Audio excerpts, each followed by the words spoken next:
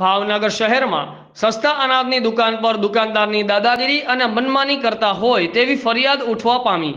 ભાવનગર શહેરમાં ભરતનગર ખાતે આવેલી સીતારામ ચોક પાસે પંડિત દીનદયાળ ગ્રાહક ભંડાર સરકારી અનાજની દુકાન પર સરકારી અનાજનો જથ્થો પૂરતો આપતા નથી તેવી ફરિયાદ ઉઠવા પામી હતી। જ્યારે દુકાનદાર ગ્રાહકોને કલાકો સુધી બેઠાડી અને હળધૂત કરતા હોય છે। સરકાર દ્વારા આપવામાં આવતા અનાજનો જથ્થો ગ્રાહકોને પૂરો પાડવામાં આવતો નથી, જેને લઈ ગ્રાહક અને દુકાનદારો વચ્ચે અવારનવાર બોલાચાલી થતી હોય। લોકોના કહેવા પ્રમાણે દુકાનદાર અમુક જથ્થો બારોબાર વેચી દેતા હોય તેવું જાણવા મળી રહ્યું છે, જેને લઈ લોકોમાં રોષની લાગણી જોવા મળી રહી છે। રિપોર્ટર અનવર લક્ષ્મીધર, આઝાદ મીડિયા લાઈવ, ભાવનગર।